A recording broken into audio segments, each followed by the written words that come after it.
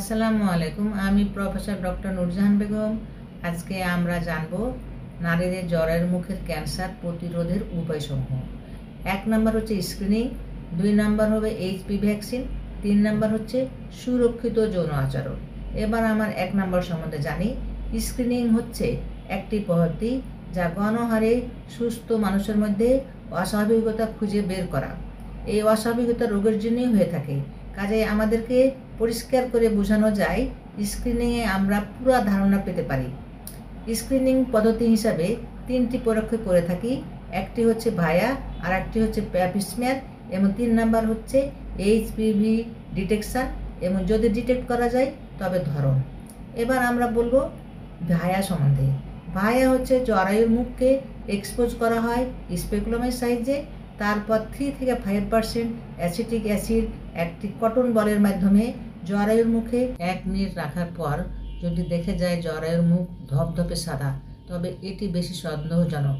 তখন রোগীকে টার্সিয়ারি হসপিটালে পাঠানো হয় কলপোস্কোপি করার জন্য। কলপোস্কোপি সাহায্যে সন্দেহজনক টিস্যুগুলি নিয়ে বায়োপসি করা হয় বা হিস্টোপ্যাথোলজি দেওয়া হয়। হিস্টোপ্যাথোলজি যদি কনফার্ম করে এটি কোনো ক্যান্সারের পূর্ব লক্ষণ না, তবে রোগীকে ইউজুয়াল নিয়মে স্ক্রিনিং করতে বলা হয়।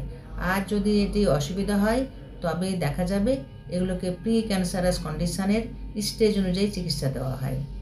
জ্বরের মুখের কোষ সংগ্রহ করে এইচপি ডিটেক্ট করা হয় এবং ধরনও বের করা হয়। সাধারণত এইচপিভি 16 এবং 18 বেশি জ্বরের মুখের ক্যান্সার করে থাকে। এগুলো ছাড়াও 42-44ও করে থাকতে পারে। এছাড়াও আমরা দেখব যে কিছু অন্য জীবাণু থাকতে পারে যেগুলি হয়তো কোনো প্রয়োজনীয় না। ক্যান্সার প্রতিরোধের সবচেয়ে নির্ভরযোগ্য সন্তোষজনক পদ্ধতি হচ্ছে এইচপিভি ভ্যাকসিনেশান। এইচপিভি ভ্যাকসিনেশান সাধারণত 9 থেকে 26 বছরে দেওয়া হয়। 26 বছরের পরে দিলে এটি কম কার্যকর হবে, তবে দেওয়া যাবে।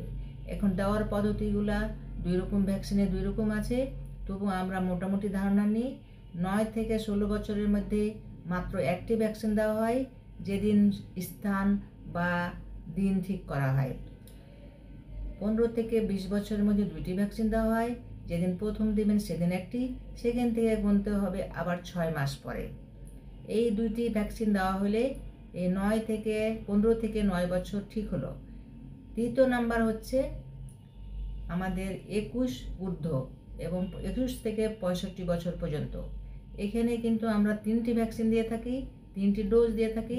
3টি ডোজের মধ্যে প্রথম ডোজ যেদিন দিলাম সেদিন, তার থেকে 2 মাস পরে, এবং সার্ভারিক্স ভ্যাকসিনে 1 মাস পরে দ্বিতীয় ডোজ দেওয়া হয়। 3য় ডোজ দেওয়া হয় প্রথম ডোজের 6 মাস পরে।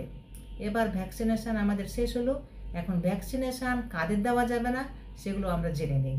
ভ্যাকসিনেশান সাধারণত যারা প্রসব পরিকল্পনা ছাড়াও যারা কিছু কনসিভ করার জন্য চেষ্টা করতেছেন তাদেরকে দেওয়া যাবে না। যদি দ্রুত কনসিভের চেষ্টা হয় তবে মোটেও দেওয়া যাবে না। যদি দেরিতে কনসিভ করে তবে রোগীকে বুঝাইয়া বলতে হবে যে কনসিভ করতে গেলে ভ্যাকসিনের ডোজ পুরো শেষ হওয়ার পর বিশ্ব স্বাস্থ্য সংস্থা বা অন্য স্বাস্থ্য সংস্থা অনুযায়ী তাদেরকে কিছুদিন পর কনসিভ করতে হবে, নইলে না।